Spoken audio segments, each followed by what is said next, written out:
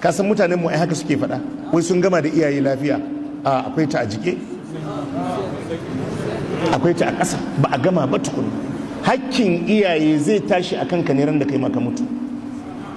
Ai tambayar da ya ma annabi kenan, hal baqiya alayya min birri abawayya shay'un abarruhuma bihi ba'da mautihima, shin akwai wani hakkin iyaye na kyautatawa a kaina da zan kyautata musu da shi bayan sun mutu?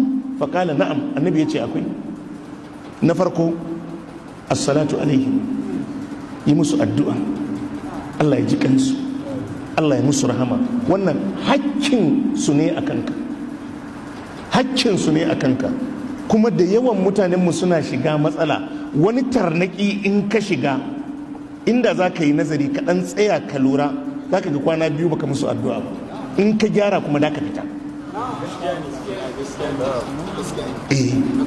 Idan ka ga wani hau mun fahimta, to ka yi tsam, insha Allahu za ka lura ka kwana biyu baka ma iyayenka musamman wadda suka rasu ba addu'a. To hakkinsu ne ka yi musu addu'an neman rahama wal istighfaru lahuma, da kuma nema musu gafara. Wa infadhu ahadihima min ba'dihima, da kuma zartas da wasiyarsu bayan mutuwarsu.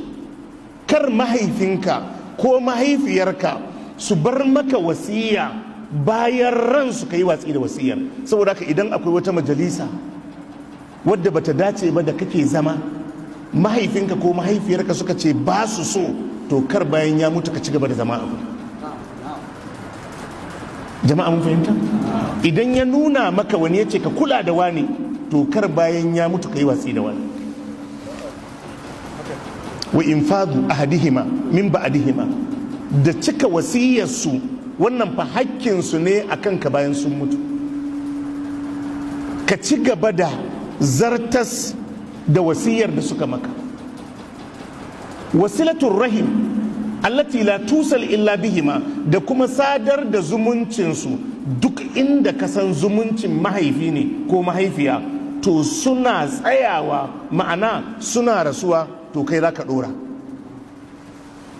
Wani gida ne ka tashi ka samu mahaifiyarka tana da alaka da gidan, to ka dinga zuwa kana duba su, yayunta, ƙannanta, danginta, mahaifinka ɓangarensa, ka kula mishi da su. Kar bayan mutuwarsa ka yi mishi watsi da 'yan uwansa, kar bayan mutuwan mahaifiyarka ka yi watsi da 'yan uwanta. Wannan fa yana daga cikin hakkinsu a kanka na musu biyayya. Kaga wadda ya ce an gama lafiya, ai da sauran aiki. Wa ikramu sadiqihima, da kuma girmama abokansu ko kuma ƙawayensu. Hakkin mamanka ne ka kula mata da ƙawayenta, hakkin mahaifinka ne ka kula mishi da abokinsa. Wataƙila ka taso ka same shi da shi da wani aminai ne, abokai ne, to kar mahaifin ya mutu ka yi watsi da abokinsa. If you love me, don't skip this video. So you are too busy to read the Bible.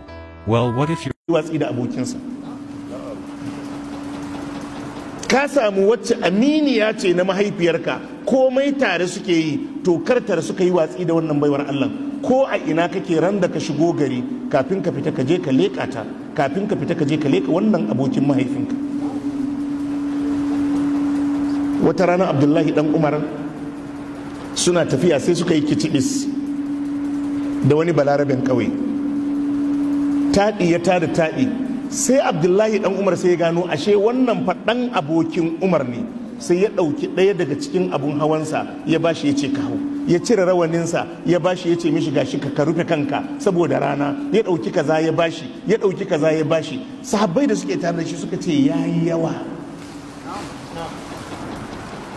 Abdullahi dan Umar ya ce musu a'a, ai yana daga cikin mafi kimar kyautata mai iyaye shine kulawa da abokan iyayenka.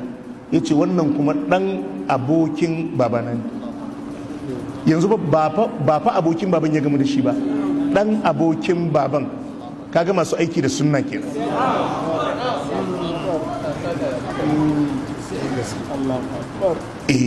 ba abokin baban ya gamu da shi ba, taɗi ne ya tada taɗi, sai ya gane cewa wane ɗan abokin Umar ne, shi ne ya mai wannan goma ta arzikin, har abokan tafiya suka ga yayi yawa. Ya ce a'a, ai yana daga cikin kyautatawa iyaka wa mahaifinka shine girmama mishi abokansa. To in na girmama wannan ɗan abokin babana ne, ai abokin baban nawa zai ji daɗi. Kaga in a ce da abokin baban ya haɗu, ai sai abin da aka gani kawai. To ikramu sadiqihima, girmama kyautatawa abokansu, wannan amsar annabi ya bayar ne akan bayan sun mutu, waɗannan duka suna kanka ka kula da su game da al'amarin iyayenka.